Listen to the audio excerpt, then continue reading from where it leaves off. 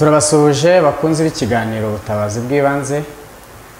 Muri munsi turi ku bitaro bya MBC Hospital biherereye mu Biryogo.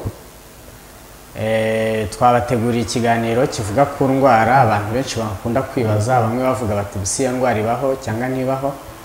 Iyo ni indwara yitwa ikirato cyangwa se ikirimi. Muri kumwe na muganga Tuyishimire Gratien, inzobere mu buvuzi bw'indwara zifata mu muhogo, mu matwi ndetse no mu mazuru. Iyi ndwara rero umuntu ashobora kwibaza ati se iyi ndwara ibaho koko mu by'ukuri, kuko abantu benshi bakunda kubyibaza. Bamwe bakavuga bati ibaho, abandi bati ntabwo ibaho. Iyi ndwara twe nk'abaganga baminuje cyangwa se inzobere mu ndwara zifata mu muhogo, mu matwi no mu mazuru, iyi ndwara mu by'ukuri ntabwo ibaho. Nta ndwara yitwa ikirimi cyangwa ikirato ibaho. Ahubwo abantu yenda kubera kuba batabisobanukiwe, babona rimwe na rimwe ibice bigize ibice dufite mu muhogo bisanzwe, yenda kuko batamenyereye kubona abantu benshi batandukanye, babibona bagatekereza ko ari indwara, cyane cyane yenda byahura nuko wenda umuntu hari ikindi kibazo yaba yagize mu kanwa cyangwa se mu muhogo, bakabihuza bakavuga ko yarwaye iyo ndwara yitwa ikirimi cyangwa ikirato. Ikindi twakwibaza tutese kuki abantu bagenda bakajya kuyivuza, cyangwa se hakabamo n'abantu bamwe na bamwe bavuga bati iyo ndwara turayivura. Mu by'ukuri umubiri wacu ugizwe n'ibice byinshi bitandukanye, haba mu muhogo cyangwa se n'ahandi hose. Mu muhogo rero bya bice bidakunda kugaragara, umuntu ubibonye wenda yagize ikindi kibazo cyaba icyanjine, atekereza ko icyo gice yabashije kubona ari cyo kirwaye. Noneho abavuzi tugira mu Rwanda, cyane cyane abavuzi gakondo, yenda hazamo rimwe na rimwe abavuga ko bafite ubumenyi kuri izo ndwara, kandi yenda ari ntabwo, cyangwa se hakazamo wenda no gushaka gukorera amafaranga, bakaba bashobora kuyobya abaturage.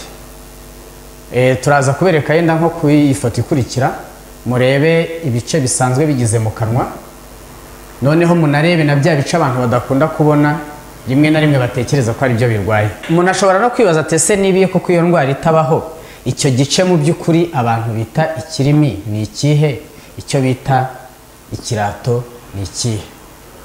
Akenshi ibice tugira mu muhogo usanga nta mazina y'ikinyarwanda bifite, ariko iyo umuntu abirebeye ku mafoto ashobora kuyibona. Mu by'ukuri iyo turebye mu kanwa nk'uko muza kubibona kuri iyi shusho, kari agace ko hejuru gatoya twavuga kaba mu rusengero rw'akanwa, niko abo baganga ba kinyarwanda cyangwa se rimwe na rimwe banabeshya batari n'abaganga ba kinyarwanda, niko bita ikirimi. Ako ngako nako twita uvula cyangwa se riwete mu rurimi rw'igifaransa, cyangwa se uvula mu cyongereza. Naho igice cyo hasi kiboneka ku bantu bamwe na bamwe bitewe n'ubushobozi bagira yenda byo kuba bafungura umunwa ku buryo bunini, icyo gice nicyo twita epiglote cyangwa se epiglottis. Icyo rero iyo bakibonye baravuga bati twabonye urundi rurimi cyangwa se ikirato kiri gukura mu muhogo wawe kizamuka, nutinda gatoya uraza kuremba, rimwe na rimwe bibe byanagufunga bikubuze guhumeka, bibe byaguhitana. Ni ibyo bice mu by'ukuri yenda nk'uko mubibona kuri iyi foto. Icyo gice cyo hasi nicyo abanyarwanda bavuzi twakwita ba rumashana bita ikirato, naho icyo hejuru nicyo bita ikirimi. Mu byo rero abantu bakorera abarwayi cyangwa se abavuzi twavuze twise ba rumashana bakorera abarwayi, ubundi nk'uko tubizi uburyo bwo kubagwa ubwo ari bwo bwose mu Rwanda ntabwo bwemewe gukorwa n'abavuzi ba gakondo. Hari indwara zimwe na zimwe zemewe cyangwa se bemerewe kuvura, ariko mu by'ukuri ntabwo bemerewe kuba bafata umuntu ngo bagiye kumubaga. Icyo gihe rero ikintu bakorera wa muntu ugiye kwa muganga, yenda ni umwana wagize umuriro cyangwa se umuntu mukuru wenda afite ikibazo runaka cyatumye atamererwa neza mu muhogo, aragenda bakamusaba kwasama, bagakoresha ikiyiko kugira ngo ururimi barutsindagire hasi, noneho barutsindagira hasi cya gice twavuze cya epiglote cyangwa se cya uvula bakagikata n'isizo.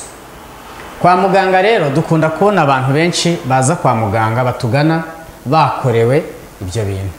Bamwe na bamwe bikabagiraho ingaruka zo kuva amaraso cyane cyangwa se kugira ibibazo bya infection, kuko uburyo baba bakorewe buba atari uburyo bwujuje ibisabwa. amaraso ashobora gukomeza kuva cyane uko baba bamukomerekeje. Abandi bagira ibibazo bitandukanye bijyanye no kumira n'ibindi byinshi bishobora kubaho kuko baba bakorewe haba hakaswe igice kitarwaye, kandi nanone bigakorwa n'umuntu utabifitiye ubumenyi, utabisobanukiwe.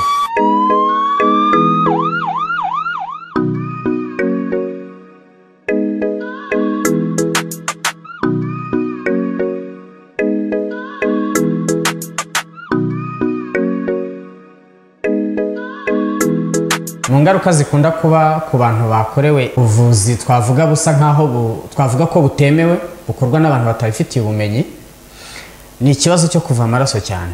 Mu bitaro dukoramo dukunda kwakira abantu benshi baza batakaje amaraso ku buryo buhagije, ku buryo bisaba no kuyongererwa.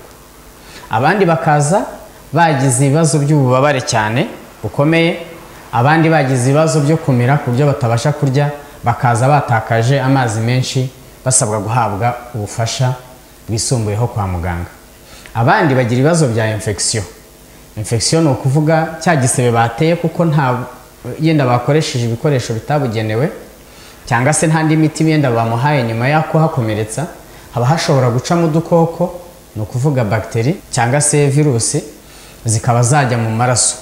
Ikindi tudagomba kwibagirwa ahangaha ni uko abantu bakorewe ibi bintu byo guca ikirimi cyangwa se ikirato baba bashobora kwandura n'izindi ndwara.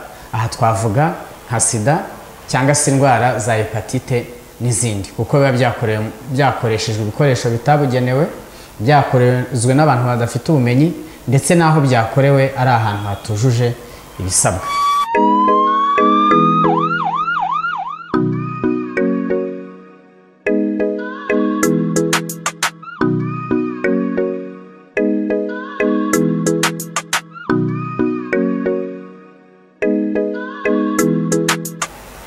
Icyo rero inzobere dusaba abanyarwanda cyangwa se n'abandi badukurikiye ni iki? Mu by'ukuri mu gihe cyose ugize ikibazo mu muhogo, tukugira inama yo kujya kwa muganga, kuko indwara zifata mu muhogo ni nyinshi cyane aho kujya mu bavuzi ba kinyarwanda. Dufite amahirwe kuko abanyarwanda baba bafite ubwishingizi mu kwivuza mituelle de santé, ku buryo baba bemerewe kugera ku mavuriro, ndetse bakaba bagera no ku mavuriro yisumbuye ashobora kubaha ubufasha.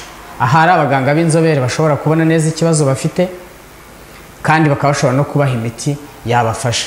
Tukaba rero tubagira inama yo kwirinda haba kujyana abana cyangwa se abantu bakuru ubwabo kujya mu bavuzi ba kinyarwanda kugira ngo babage, kuko mu bumenyi bafite cyangwa se mu byo bize kubaga ntabwo birimo. Turabakangurira bose kugana amavuriro yemewe, yaba yigenga cyangwa aya leta, kugira ngo bahabwe ubufasha kandi n'ibibazo bafite bikemurwe n'abantu babifitiye ubumenyi, birinde ibyo bibazo byose twabonye.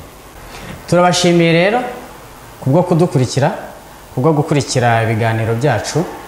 Turagira ngo abageze ku rubuga rwacu bwa mbere, urubuga Ubutabazi TV, hacaho ibiganiro ubutabazi bw'ibanze ndetse n'ibindi, turabasaba gukora subscribe, share, like cyangwa se bagashyiraho comment kugira ngo turusheho kubiteza imbere no kubikora neza mu buryo bubanogeye. Turabasaba kandi ko ibi biganiro babisangiza bagenzi babo kugira ngo bigere ku bantu benshi, tubashe gufasha ubuzima bwa benshi. Turashimira kandi nanone ibitaro bya MBC Hospital biherereye i Nyamirambo byaduhaye umwanya kugira ngo tubagezeho iki kiganiro. Murakoze.